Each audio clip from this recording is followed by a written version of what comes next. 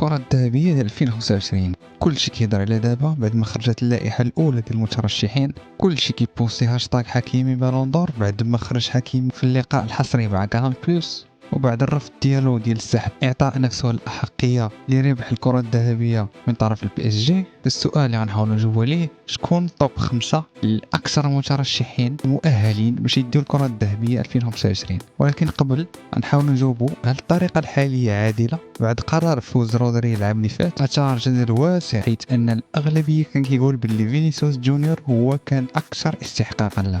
واش ممكن نخدموا الذكاء الصناعي باش نبنيو طريقة أفضل باستخدام الأرقام والبيانات وآراء المدربين واللاعبين المحترفين؟ وشنو الترتيب اللي غنحصلوا عليه بعد ما بينا هذا المعيار الجديد أفضل الخمسة هذا العام والرابح للكرة الذهبية، وبالتالي الأكثر استحقاقا حسب هذا المعيار؟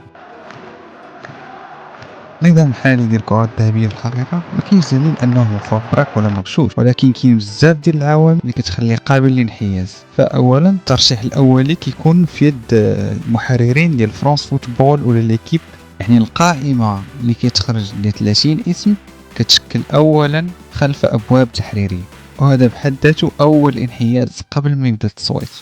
ثانيا هيئة الناخبين محدودة جدا. من 2022 التصويت كيكون من طرف صحفيين من أفضل 100 دولة في تصنيف فيفا فقط. هادشي كيغيب أصوات دول أخرى ومنابر أخرى اللي كانت إمكانيتها تغيير مجرى التصويت. ثالثا تصويت الصحفيين كيكون بالترتيب، مثلا المركز الأول للاعب الأول، الثاني، الثالث إلى آخره. اللاعب اللي كترتبه أولا كتعطيه 15 نقطة، الثاني 12 نقطة، والثالث 10 نقاط إلى آخره. فكتلاحظوا مثلا أن الفارق ما بين الأول والثاني والثالث مختلف. والمشكل كيبان ملي مثلا لاعب ألف كيحصل على المركز الأول من قلة من المصوتين، ولكن ملي ما كيكونش في المرتبة الأول غالبا كيكون في مراكز بعيدة. أما اللاعب باء ما كيحصلش على المركز الأول كثيرا، ولكن غالبا ما كيكون قريب، يعني في المركز الثاني أو الثالث. في هذه الحالة ممكن أن اللاعب ألف يحصل على بما فيه الكفاية من النقاط أنه يربح اللاعب باء، رغم ان في الحاله اللاعب باء كيبان اكثر استحقاق. رابعا كاين بزاف ديال الاحداث كتبين ان الضغط الجماهيري واللوبي مشبوه انه اثر على النتيجه، كذلك بعض التسريبات والتحقيقات اللي غادي نشير لها. مثلا 2013 تم تمديد التصويت اسبوعين بعد ما تالق رونالدو امام السويد اللي ثار اتهامات بالتلاعب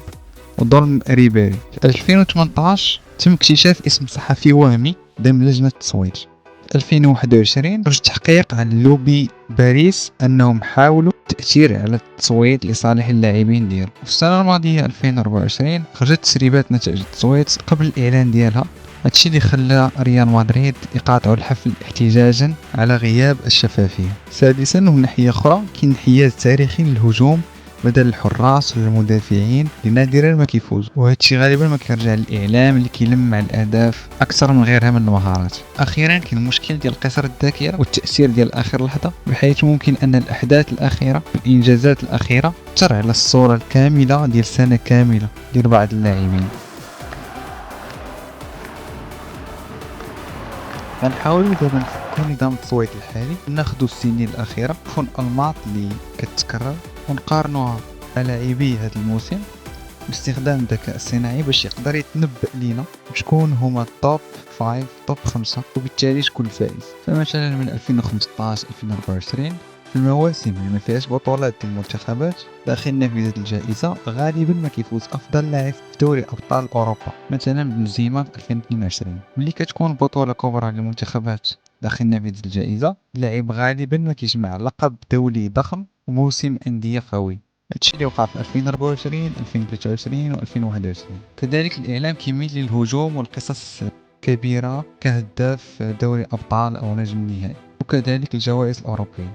دابا إلا عطينا الذكاء الصناعي ياخذ باعتبار جميع هاد البيانات والمتغيرات والانماط ديال السنوات الاخيره، بالاضافه الى اراء مجموعه ديال المنابر الرياضيه والكرويه، اللي يعطينا بلي الفائز المتوقع هو عثمان ديمبélé باعتباره بطل دوري الأبطال مع باريس سان جيرمان، أفضل لاعب في المسابقة والمساهمة ديالو في الأدوار الإقصائية ميزو في صناعة الأهداف. ثاني لامين يامال بثلاثية محلية لبرشلونة، الدوري زائد كأس الملك والسوبر. موسم حافل بصناعة الأهداف والفرص. بطبيعة الحال اللقطة الشهيرة جول اوف ذا سيزون، هدف الموسم في دوري الأبطال. تأثيره الكبير رغم العمر ديالو كيخلق قصة إعلامية جذابة. ثالثا رافينيا اللي هو هداف دوري الأبطال ب 13 هدف، بطل الدوري الإسباني ومع أكثر أسيست في دوري الأبطال. رابعا محمد صلاح اللي هو بطل الدوري الإنجليزي مع ليفربول وحقق ثنائية تاريخية اللي هي بلاي ميكر اوف ذا سيزون زائد الحذاء الذهبي في نفس الموسم. رغم الحضور الإعلامي ديالو القليل لكن الرصيد المحلي ديالو قوي جدا. وأخيرا خامسا أشرف حكيمي، 5 تمريرات حاسمة في دوري الأبطال وتسجيل في نصف النهائي والنهائي، وأسرع سرعة مسجلة في البطولة، وظهير أيمن بقيمة هائلة. ولكن تحيز المهاجمين غالبا غادي يأثر على الفوز ديالو. لو هنا فعلا جائزة كتمثل أفضل لاعب في الموسم، خاصنا نحددو كيفاش نقومو بقياس التأثير بشكل عادل بين المراكز. كيفاش نأمنو تصويت نزيه وشفاف. خاص أولا نبداو بمركز مستقل وقواعد منشورة مسبقا، لجنة تحكيم من خلفيات مختلفة، وعلماء بيانات مستقلين، وخبراء أخلاقيات، ومحققين اللي كيتابعوا السيرورة بشكل واضح.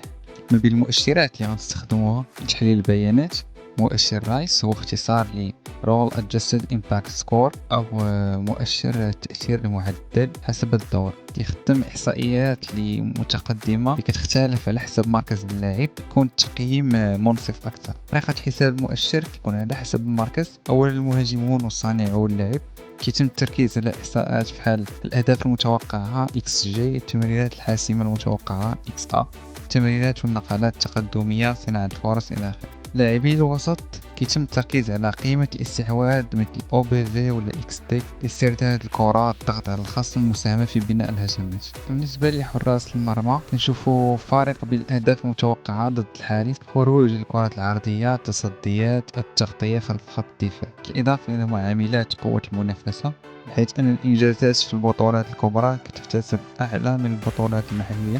وباش نعطيو إنصاف المراكز غير الهجومية، ممكن أن نحدو القائمة الأولية ونعطيو كوطا، مثلا 8 مهاجمين، 8 لاعب وسط، 8 مدافعين، 6 حراس مرمى إلى آخره. كذلك هيئة الناخبين خصها تكون متوازنة ومتنوعة، فمثلا 35% قادة منتخبات. بطبيعة الحال خصو يتمنع التصويت لزملاء النادي باش ما يكونش انحياز. 35% مدربين المنتخبات زائد مدربين الأندية ومرحلة المجموعات الأوروبية، ومنع التصويت للنادي لنفسه. عاد 20% صحفيين، واحد من كل اتحاد وطني، ماشي غير فقط توب 100. وعلاش لا 10% من تصويت الجماهير، بطبيعة الحال بالتحقق من الهوية ومعدل تصويت محدود.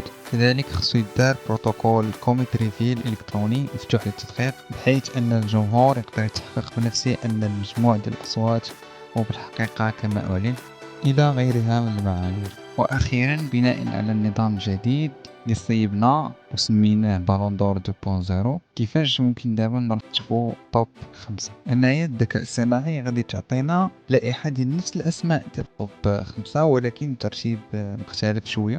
فغادي يعاود يعطي المركز الأول لعثمان ديمبيلي باعتباره أفضل لاعب في دوري الأبطال، مساهمة مباشرة في الدوري الإحصائية والنهائية، إضافة إلى المعاملات ديالو بالتأثير بالضغط والانتقالات إلى آخره، زائد الألقاب وخصوصا لقب دوري الأبطال اللي كيزيد كيرفع النقاط ديالو بشكل قليل ولكن واضح على الخصوم ديالو. أما المركز الثاني فغادي يعطيه رافينيا باعتباره هداف دوري الأبطال زائد لقب الدوري وأحسن صانع أهداف وأكثر لاعب تسجيل الأهداف في دوري الأبطال، وبالتالي معامل رايس غادي يعطيه أسبقية. ثالثا غادي يحط محمد صلاح باعتباره بطل بريمير ليج، ثنائية تاريخية ديال صناعة الأهداف والتسجيل في الدوري الإنجليزي. ورابعا أشرف حكيمي، التمريرات الحاسمة والأهداف حاسمة وقدرة وقيمة انتقالية وقدرة دفاعية عالية، وبالتالي معامل رايس غادي يعطيه أسبقية باعتبار هذه الإنجازات رغم أنه عنده دور مدافع. وأخيرا لامين يامال في المرتبة الخامسة، كونه ما قدرش يحقق مجموعة من الألقاب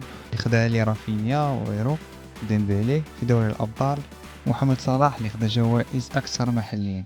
بطبيعة الحال هذا النظام المقترح والتطبيق ديالو كيبقى غير دقيق 100%، ولكن ممكن تعتبره كدعوة بدل ما يكون تصويت ولا الفوز مبني فقط على تصويت الصحفيين.